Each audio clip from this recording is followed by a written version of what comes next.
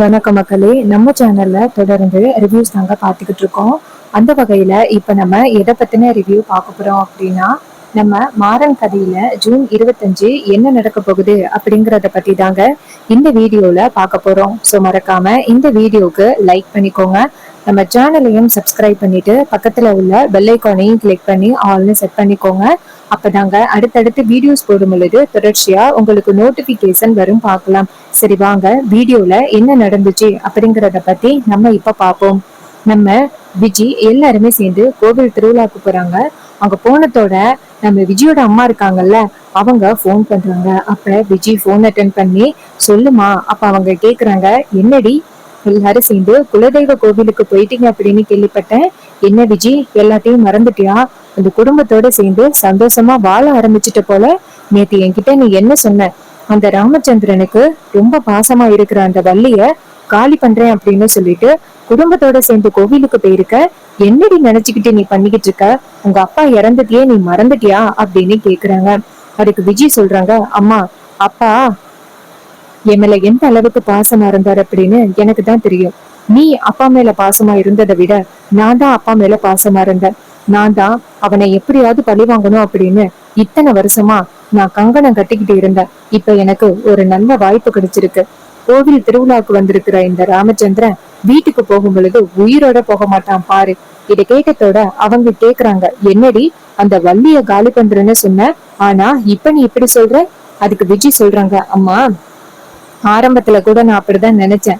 அந்த வள்ளிய காலி பண்ணலாம் அப்படின்னு அந்த கண்மணி கிட்ட சொன்னேன்.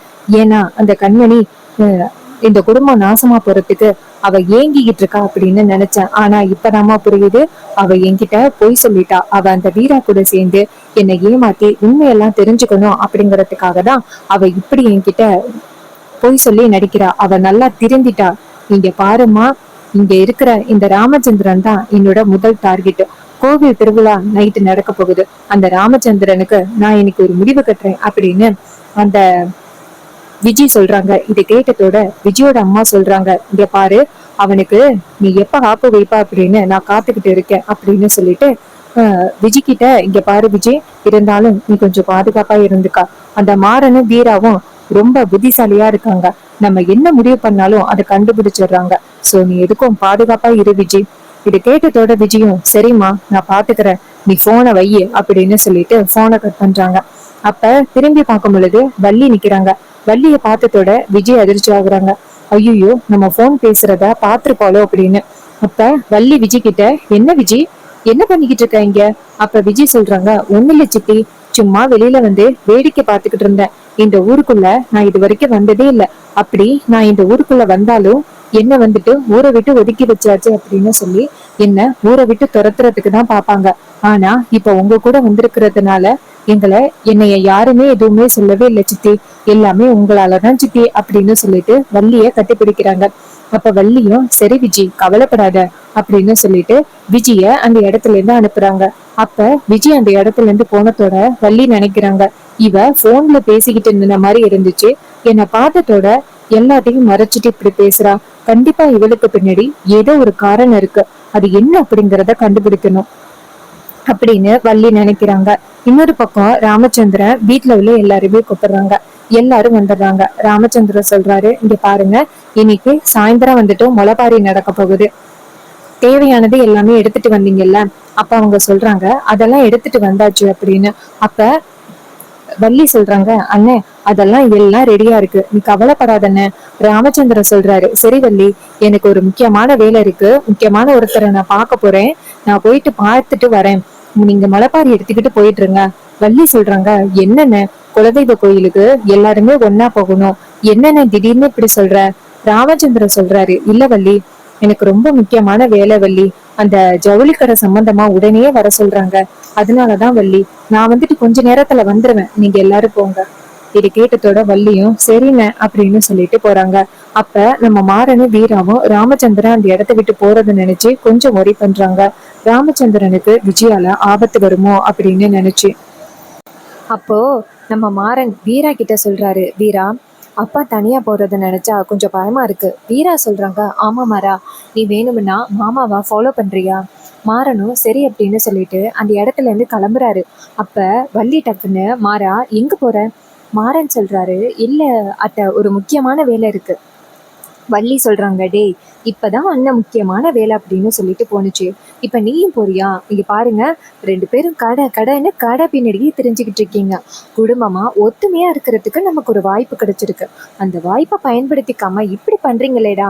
இங்க பாரு, நீ எங்கேயும் போக கூடாது அப்படின்னு சொன்னதோட மாறனும் சரிங்க சித்தி அப்படின்னு சொல்லிட்டு இருக்காங்க. அதே நேரம் வள்ளி சொல்றாங்க, இங்க பாருங்க, இந்த திருவிழா முடிகிற வரைக்கும் யாரும் எங்கேயும் போக கூடாது. ஏதாவது என்கிட்ட எக்ஸ்கியூஸ் சொல்லிட்டு இருந்தீங்க அவ்வளவுதான், பாத்துக்கோங்க அப்படின்னு சொன்னதோட மாறன் வீரா கிட்ட, என்ன வீரா? வீரா சொல்றாங்க, சரி மாறா, பாத்துக்கலாம் வா அப்படின்னு சொல்றாங்க. இன்னொரு பக்கம் விஜய் ராமச்சந்திரன் தனியா போறத பாத்துறாங்க. அப்ப விஜய்க்கு செம்ம பிளான் ஒண்ணு சிக்குது. எல்லாரும் சேர்ந்து நேரா அந்த கோவிலுக்கு போறாங்க. அப்ப விஜய் வந்துட்டு நேரா அவங்களுக்கு தெரிஞ்ச ரவுடிகளுக்கு போன் பண்றாங்க. அந்த ரவுடிங்க போன் அட்டென்ட் பண்ணி, சொல்லுங்க மேடம். அப்ப விஜய் சொல்றாங்க, இங்க பாருங்க, நான் ஒரு போட்டோ அனுப்புறேன். அந்த போட்டோல உள்ளவன் எப்படியாவது காலி ஆகணும். அதுவும் யாருமே சந்தேகப்படக்கூடாது. முக்கியமா அவன் சாக போறது அவங்க உறவுக்காரவங்க முன்னாடிதான் சாகணும். அவன் தனியா அனாதையா சாகக்கூடாது. இதை கேட்டதோட அவனுங்க சொல்றாங்க, சரிங்க மேடம், எங்ககிட்ட ஒரு ஸ்லோவான விஷயம் இருக்கு, அதை கொடுத்தா போதும், இந்த ராமச்சந்திரன் காலி ஆகிடுவான். நீங்க கவலைப்படாதீங்க மேடம், உங்க மேலையும் எந்த குறையும் வராது அப்படின்னு சொல்லிட்டு போனை கட் பண்றாங்க.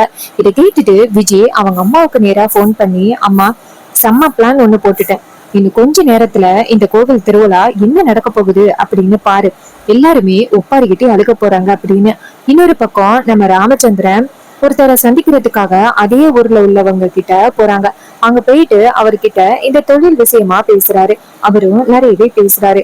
ராமச்சந்திரன் சொல்றாரு, ரொம்ப வருஷம் கழிச்சு உங்ககிட்ட பேசுனது எனக்கு ரொம்ப சந்தோஷமா இருக்கு அப்படின்னு சொல்லிட்டு அவர்கிட்ட நிறையவே பேசிட்டு அந்த இடத்துல இருந்து ராமச்சந்திரன் வீட்டுக்கு கிளம்புறாரு. அப்ப ராமச்சந்திரன் வந்துகிட்டு இருக்கும் பொழுது டக்குன்னு ஒருத்தன் ராமச்சந்திரனோட வண்டியை வந்து இடிச்சிடுறான். இதனால ராமச்சந்திரன் வண்டியை விட்டு இறங்கி, யாரா நீ, எதுக்குடா சண்டை போடுற தேவையில்லாம வந்து அப்படின்னு சொல்லி பேசுறாங்க. ராமச்சந்திரனோட டிரைவரும் சண்டை போடுறாங்க.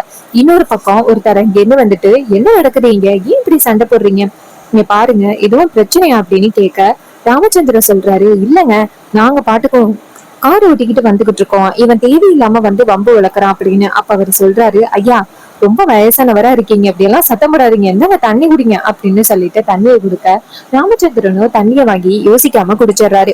அந்த தண்ணியில ஆவேசத்தை கலந்துருக்காங்க.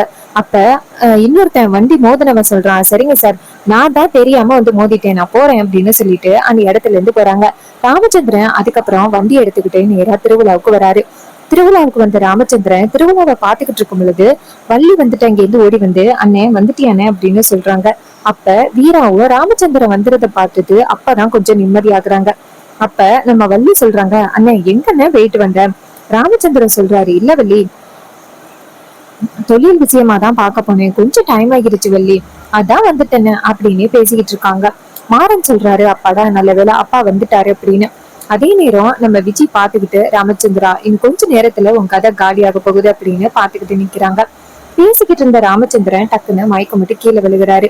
ராமச்சந்திரன் மயக்கமிட்டு கீழே விழுந்ததை பார்த்துட்டு எல்லாருமே ஷாக் ஆகுறாங்க. வள்ளியும் ரொம்ப அதிர்ச்சியாகி, அண்ணன் என்னாச்சுன்னு அப்படின்னு கேக்குறாங்க. அப்ப ராமச்சந்திரன் எந்தவித பேச்சு மூச்சும் இல்லாம கிடக்குறாரு. ராமச்சந்திரன் பேச்சு மூச்சு இல்லாம இருக்கிறத பார்த்துட்டு நம்ம வீரா மாறன் அதிர்ச்சியாக, விஜய் இதை பார்த்துட்டு சந்தோஷப்படுறாங்க. நம்ம நினைச்சது கொஞ்சம் கொஞ்சமா நடக்க ஆரம்பிச்சுட்டு அப்படின்னு.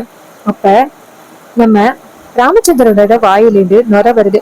இத பார்த்ததோட வள்ளி அதிர்ச்சியாகி, என்னங்க என்ன இது அப்படின்னு சொல்லிட்டு ராகவன், டேய் ராகவன் என்னடா இது அப்படின்னு கேக்குறாங்க. அப்ப ராகவன் சொல்றாரு, ஐயோ அப்பாவுக்கு என்ன ஆச்சுன்னு தெரியலையே, இமிடியேட்டா இவரை ஹாஸ்பிட்டல்ல சேர்க்கணும் அப்படின்னு சொல்லிட்டு ராமச்சந்திரனை ஹாஸ்பிட்டல் தூக்குறாங்க. விஜி இது எல்லாத்தையும் பார்த்துட்டு, ரொம்ப வருஷமா என் அப்பாவுக்காக பழி வாங்கணும்னு நினைச்சுக்கிட்டு இருந்தேன், உன்னை பழி வாங்கிட்டேன்டா ராமச்சந்திரா, அடுத்து உன் குடும்பத்தை சுக்குநூறா உடைக்க போறேன் பாரு அப்படின்னு அந்த விஜய் ராமச்சந்திரன் காலியானதை பார்த்துட்டு ரொம்ப சந்தோஷமா நிக்கிறாங்க. இன்னொரு பக்கம் நம்ம வீரா உண்மையை கண்டுபிடிப்பாங்களா? அப்கமிங் எபிசோடுல என்ன நடக்க போகுது? இதே மாதிரி இனிமே அப்டேட்ஸ் வேணும்னா நம்ம சேனலை மறக்காம சப்ஸ்கிரைப் பண்ணிக்கோங்க. இது வரைக்கும் இந்த வீடியோவை பார்த்த உங்க எல்லாருக்குமே ரொம்ப தேங்க்ஸ். நெக்ஸ்ட் வீடியோல பார்ப்போம்.